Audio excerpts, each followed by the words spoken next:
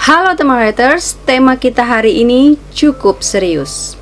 Serius dan inspiratif. Bagi aku ini sebenarnya kisah romantis, tetapi aku di sini mendapatkan banyak insight baru. Ini sebenarnya yang akan kita bahas hari ini novel yang sangat ringan dibaca tetapi memiliki bobot yang sangat berat. Nah, aku membicarakan novel ini, judulnya adalah Lentera Maura dan penulisnya adalah Mbak Dewi Indriyanti Ahmad. Ini novel terbit di Lovrins, ya, seperti yang bisa teman-teman lihat di sini penampakannya.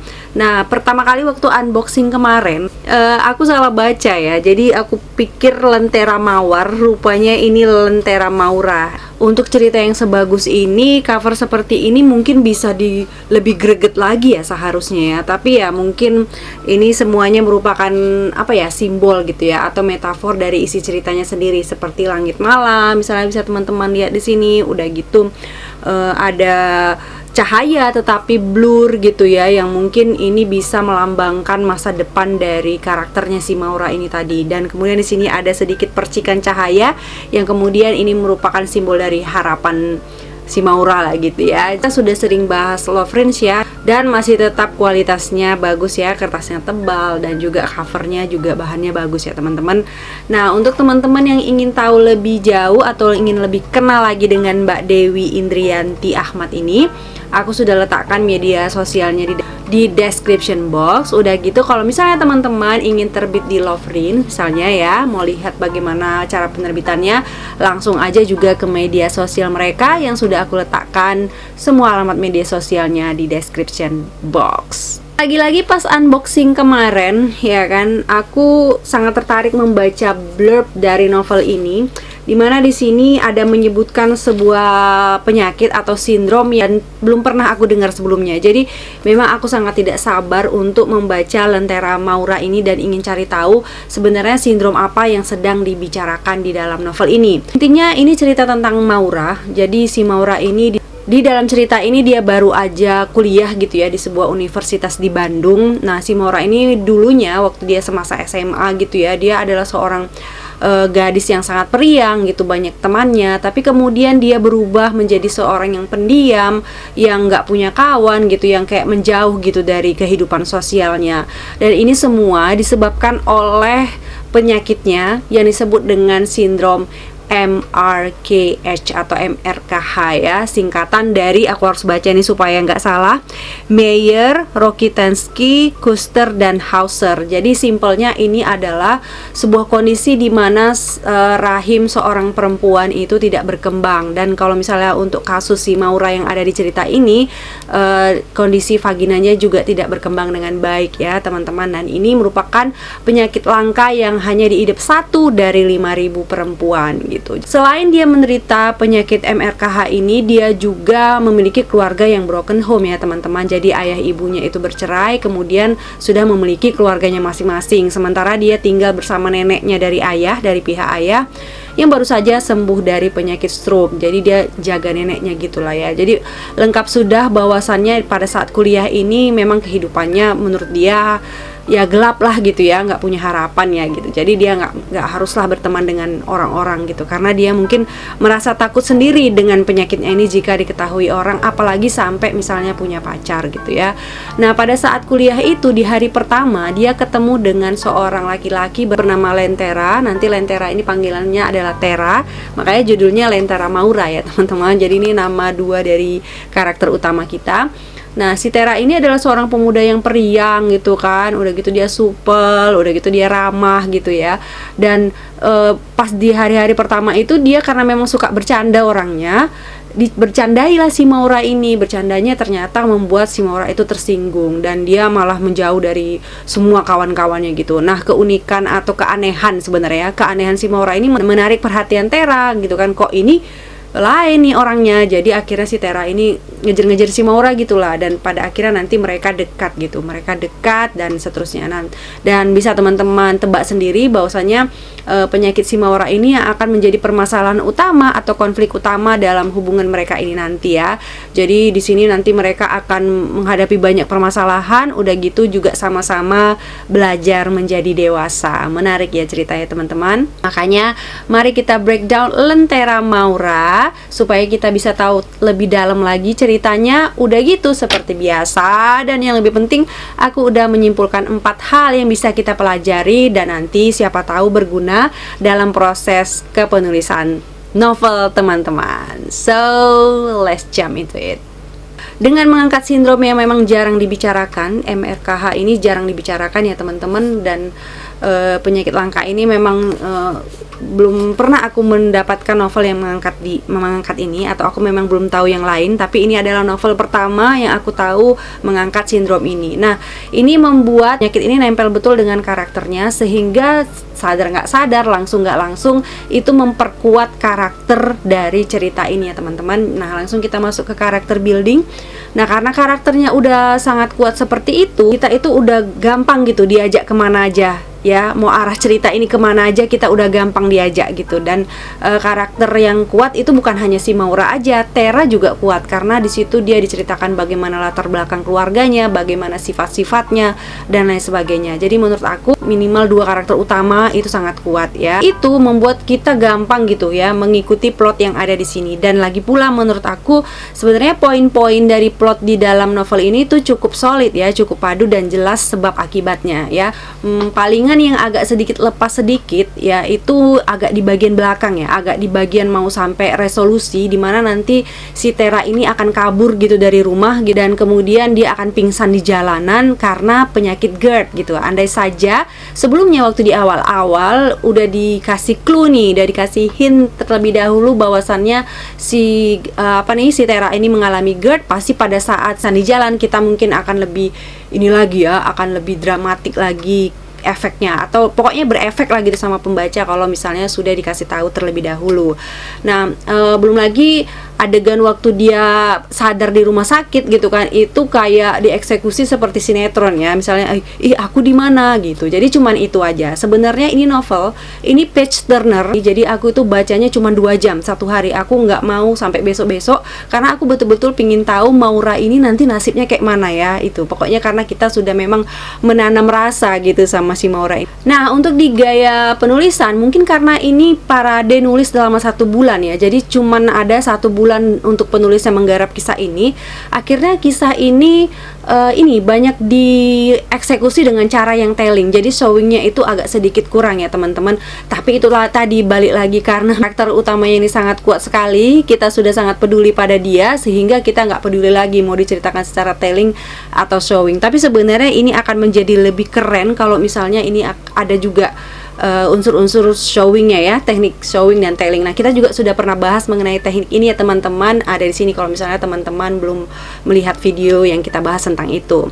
Nah, di sini sebenarnya ada twist walaupun tipis-tipis, tapi membuat aku cukup terkejut ya teman-teman. Jadi ada sebuah kejadian di mana kasus atau sindrom yang dialami si Maura ini viral gitu. Ada orang yang menyebarkan lah gitu ya kekurangan dia ini sehingga dia malu. Awalnya ini merupakan musibah, tapi sebenarnya nanti ini jadi berkah gitu untuk dia. Nanti dia jadi terkenal gitu ya, dia masuk ke dalam YouTube, orang terkenal, YouTuber ya kan, diajak collab, dia diwawancara, dan penyakitnya ini menjadi inspirasi atau menjadi membuat orang terbuka matanya bahwasannya ada penyakit yang seperti ini dan membuat banyak orang menjadi mensyukuri hidupnya gitu ya.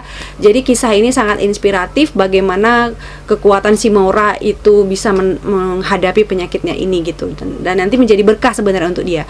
Tetapi orang yang menyebarkan ini cukup menjadi kejutan juga ya teman-teman, itu bagus sekali menurut aku. Nah, untuk tata bahasanya ini dia nih teman-teman ya, cukup banyak diperbaiki lagi dari Lentera Maura ini. Dan yang paling penting sebenarnya aku ingin kasih spotlight itu adalah teman-teman, kalau misalnya kita mau menulis, kita pelajari lagi ini ya, kategori untuk huruf kapital. Kapan kita menggunakan huruf kapital?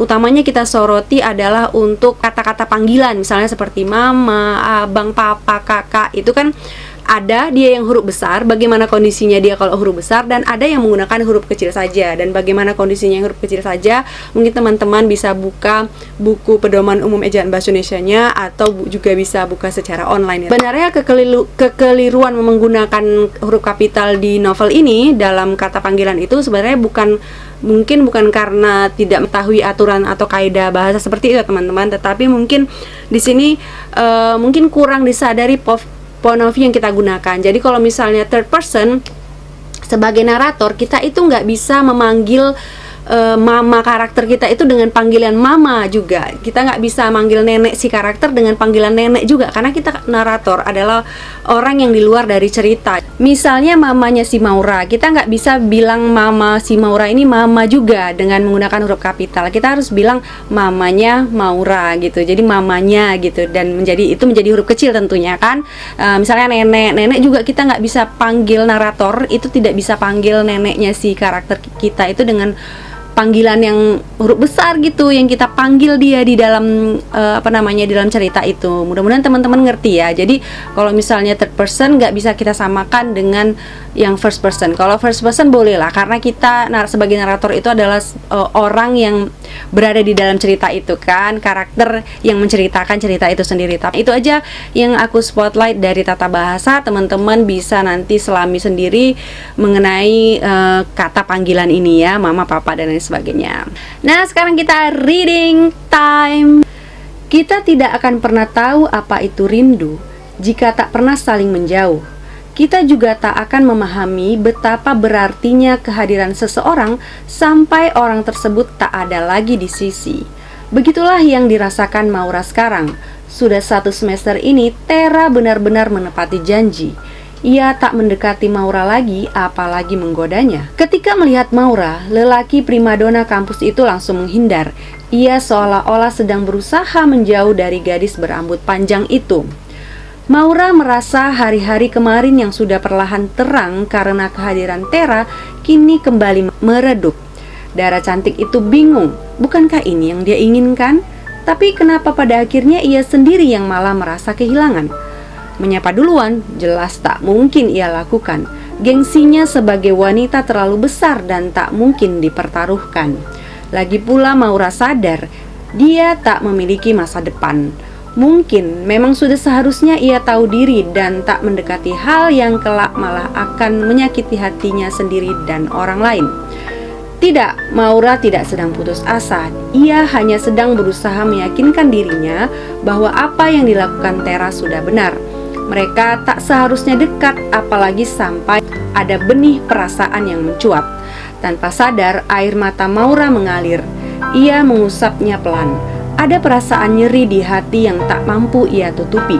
Dalam isaknya, ia bertanya, apakah memang ia benar-benar tak punya masa depan? Lantas, untuk apa ia hidup jika kenyataannya harus demikian? Seperti itulah kira-kira gaya penulisan dan gaya bahasa dari penulisnya Mbak Dewi ini ya teman-teman. Nah, sekarang kita sampai kepada 4 hal yang bisa kita pelajari dari novel ini. 1. Pelajari benar-benar self-editing. Kalau perlu teman-teman ikuti kelas self-editing yang sudah banyak beredar.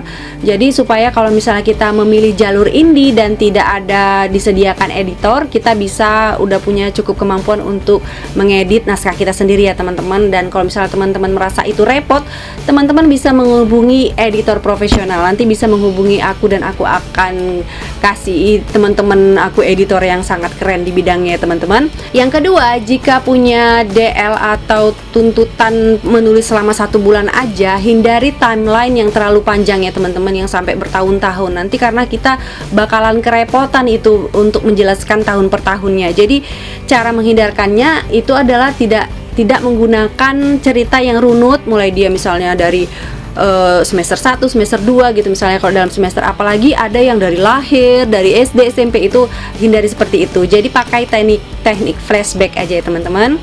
Tiga, seimbangkan teknik showing dan telling kita. Kalau misalnya showing itu kita pergunakan untuk menggugah semua indera perasa dari pembaca kita ya. Jadi di situ kita mencoba membuat pembaca masuk begitu dalam dengan cerita kita. Nah, kalau misalnya telling, kita memberikan info dengan langsung supaya bisa juga membuat plot kita itu tidak terlalu mengembang gitu ya. Jadi memang teknik telling dan showing itu harus seimbang. Yang keempat, keunikan baik kelemahan atau kelebihan dari karakter utama atau dari karakter di dalam novel kita itu yang betul-betul menonjol dan berbeda membuat novel kita atau membuat cerita kita menjadi menarik ya teman-teman, seperti novel Lentera Maura ini. Jadi keren sekali. Kalau misalnya teman-teman mau pesan novel ini, langsung aja ke penulisnya Mbak Dewi atau juga ke penerbitnya. Nah, ini termasuk novel yang aku rekomendasikan ya teman-teman, khususnya untuk idenya dan juga visi misi dari novel ini tadi. Keren sekali ya teman-teman, pokoknya nggak rugi lah bacanya ini. Oke, sampai kita pada akhir bedah buku belajar nulis kali ini. Mohon maaf jika aku melakukan kesalahan-kesalahan. Terima kasih untuk Mbak Dewi yang sudah mengirimkan buku ini. Terima kasih juga untuk teman-teman yang menonton video ini sampai akhir. Kalau suka video ini jangan lupa like, comment, and share, dan subscribe, dan jangan lupa tekan tombol loncengnya supaya kita bisa ketemu lagi di video selanjutnya nanti. Sehat selalu teman-teman. See you.